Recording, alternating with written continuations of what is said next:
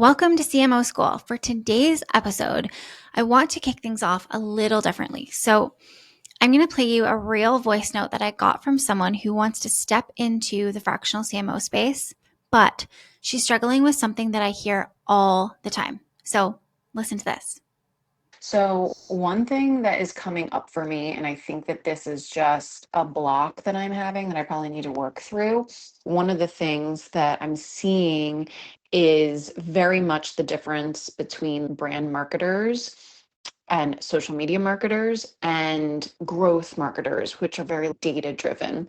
And I definitely lean more towards the brand marketing side, partnerships, social media, content, defining your message, defining your brand values, positioning, visibility, like all of those, like creating the creative ideas to get your brand out there and then executing on them. We always had a client success team that was more looking at those digital success metrics. And so much of what I see in these growth marketing roles is like A B testing and all of the data driven stuff. And I feel that if I'm pitching myself as a fractional CMO, then that is something that I really need to have as a part of my skill set. Because if they're bringing someone on to provide a strategy, then they're going to want to see results. I guess I'm like starting to tell myself, like, I'm not ready, even though I have like over 15 years of experience in marketing. So, that is someone with 15 years of experience who still doesn't feel ready to lead in marketing. And I just want you to take that in for a second because this is someone who has built brands, led teams, created results. She is highly experienced and she still feels like maybe she hasn't earned the right to step into a bigger role. And it's not because she's missing the skills. It's because she's measuring herself against some imaginary version of what she thinks a CMO is supposed to look like. So, if you've ever had that voice in your head that says you're not strategic enough, you're not experienced enough, you're not data driven enough, you're not ready, you're not insert whatever thing you think you're missing, this episode is for you because being a fractional CMO is less about what you do and what you know and more about how you think. So let's break it down. I want to start by busting the myth that there is one right background for this role, because that belief alone is stopping so many qualified marketers from stepping into this role and taking the leap and really owning the leadership experience that they have. I want you to know your background does not disqualify you from stepping into the CMO role. It defines how you show up and defines how you lead. So some people will come from a data side, and then others will come through more of a brand and storytelling side. And either path can actually lead to the CMO seat. I've seen so many marketers, brilliant brand marketers, become amazing CMOs because they're audience obsessed, customer first, and big picture thinkers. They're usually really innovative as well. And then I've also seen the data driven marketers become amazing CMOs as well. They have a different skill set that they're bringing to the table. So I want you to know if you lean one way or another, maybe you're more creative, maybe you're more qualitative, more intuitive. All of those things are amazing. And the important thing is actually less about your background and what skills you do have and more about knowing your blind spots. The important thing is you want to make sure you're aware of your blind spots and you have someone on the team who complements your skill set. We'll talk a lot more about that in a little bit here. So if you lean into more the creative side of things or more qualitative, or maybe you're more intuitive, all of that is amazing. And the important thing is not where you're lacking. It's actually just knowing what your blind spots are. You want to be aware of where your strengths are and where your blind spots are and make sure that you're filling the team or composing your team with people who complement your skill set. So we're going to talk a little bit more about that and just dig into what does that actually look like. So I want you to know the best CMOs do not try to know everything. We don't need to know absolutely everything in marketing and be an expert in all areas of marketing. It's all actually about hiring people who are smarter than you. You're hiring experts. You know how to identify and hire the right experts for your clients' teams or come in and analyze their existing team and figure out if there's the right people there already. I think people imagine a CMO is someone who's a complete expert in everything. And in reality, they're actually someone who leads a team of experts. So something really important to know is that a CMO is always going to have gaps. We do not know everything, and we don't want to pretend that we do. Your job is not to go and close them all yourself. It's not, okay, I don't really know data or analytics. Now I have to go learn all of that deeply and know it inside out. No. Your job is to know your strengths and weaknesses, and then be able to assess the team and figure out if there are the right people there to complement you and fill the gaps that you don't have. And then also be able to know what might be missing or what might be lacking, or based on past experiences. For example, this person who was voice noting me, she had worked with a lot of data-driven people in the past. So she probably actually knows a lot more than she's giving herself credit for. And she probably has the ability to talk to someone who should be in a data-driven seat and know if they know what they're talking about or not, based on the past people she's worked with. When we're working with our clients, it's all about filling the seats that they have with people that are better than you, smarter than you in their area, their zone of genius, their functional expertise. So really being able to identify, is it the right person? If not, who do we get that's in there? And just making sure you're building this really strong team around you that complements the gaps you might have. And that your goal is really to create an environment where everyone is thriving and playing in their zone of genius. So think about this. A CEO doesn't always know how to do everything in the company. Often they have their own set of unique strengths and places where they really shine, but they do know how to lead. They have some humility. So they're okay saying, hey, I don't know this. I am not the expert there. That's why I brought you in. And that's what you want to do and how you want to think about the CMO role. You're not the copywriter. You're not the media buyer.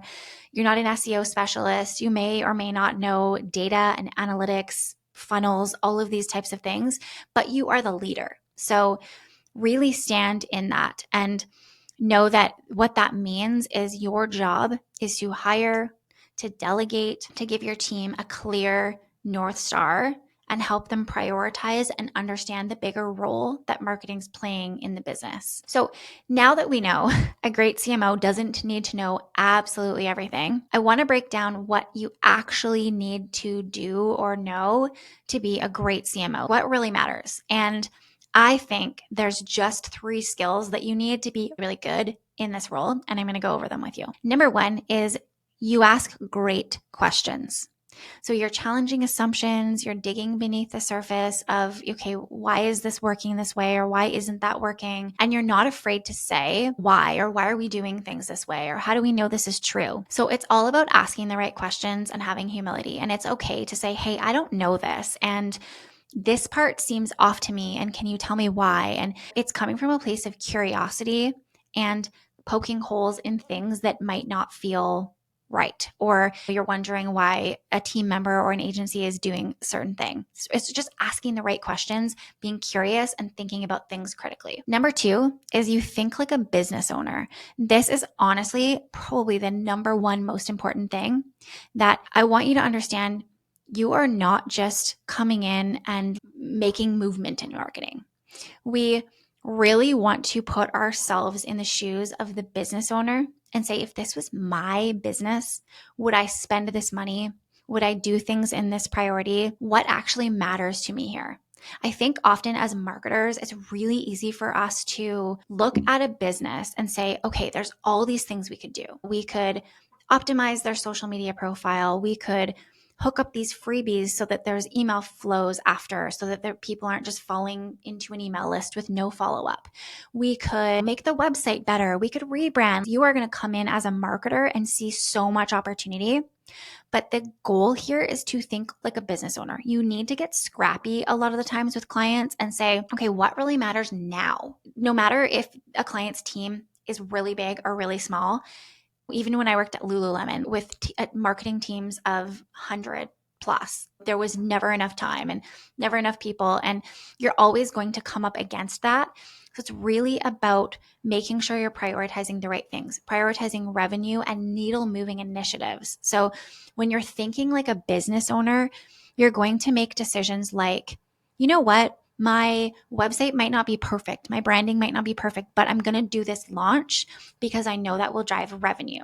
And then when I have the revenue, I can then take that revenue and do something that's foundational. Maybe I do need to clean up my branding. Maybe I do need to tighten up how our tracking infrastructure is set up. But it's tempting, I think, as a marketer to come in and do the pretty things and do the sort of foundation laying things, but it's about balancing those foundation laying items with the needle moving items. So really looking at your decision making and your prioritization through the lens of the owner. And then the last skill that I think is absolutely critical is that you show up as a peer, not a task doer or an executor. Your clients are hiring you in this CMO position because they want someone who is a leader in marketing that they can trust, that has their back. So you want to show up and you want to advise, not just do. You want to teach them, you want to poke holes, you want to challenge them sometimes and say, I don't know if that's a great idea, and this is why. And hey, I can see why you might want to do that, but this is what I would love for you to do instead. And here's why.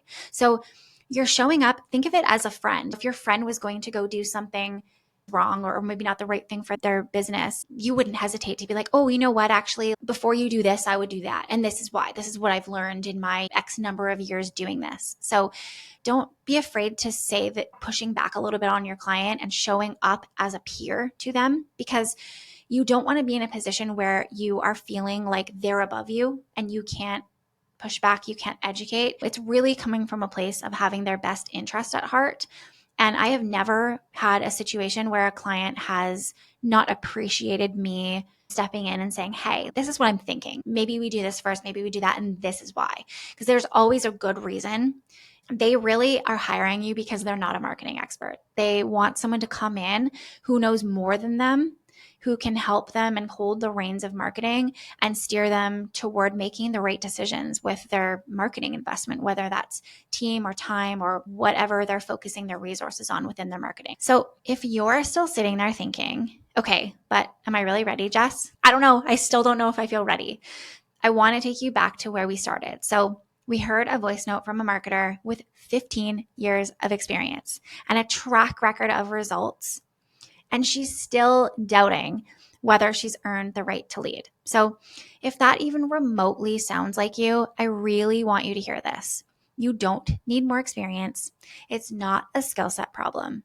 It's a belief problem. It's time to start shifting how you see yourself and being okay being uncomfortable, because you're probably already doing a lot of CMO level work. You just haven't claimed the title. And what you're really saying when you say, oh, I don't know if I'm ready, is I don't look like the version of a CMO that I'm picturing in my head. And that's actually doing so much damage. And the skill gap, it's not even there. The role of a CMO is not about doing and knowing all of the things. It's about leading. And it's about vision, direction, decision making, and showing up in a certain way to support your clients. So not necessarily being the best at Google Ads or knowing how to build the best funnels. It's really about how you show up. So you need to recognize what's already true. You already think strategically. You've probably led teams in some way, shape, or form, and you know how to solve high-level problems. You do not lack the skill or the experience. You're lacking giving yourself permission, and no one is going to give that to you, and no one's going to tap you on the shoulder and say, hey, you're ready. You have to decide, and you have to claim it. And I know there's a little bit of uncomfortable feelings in that sometimes. Imposter syndrome can come up, but imposter syndrome is actually so good. You should know you're in the right space. You're stretching yourself and you're pushing yourself. If you're feeling that way, you're in the right place. So keep going.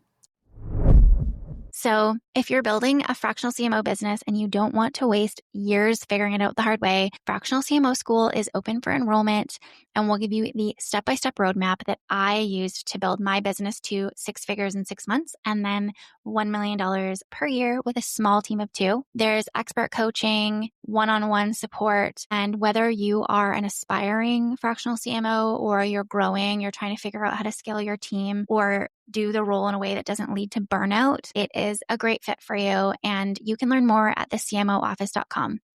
If you love this episode today, here is what I would love from you. Take 30 seconds to rate and review the show. It helps more marketers and CMOs find this content.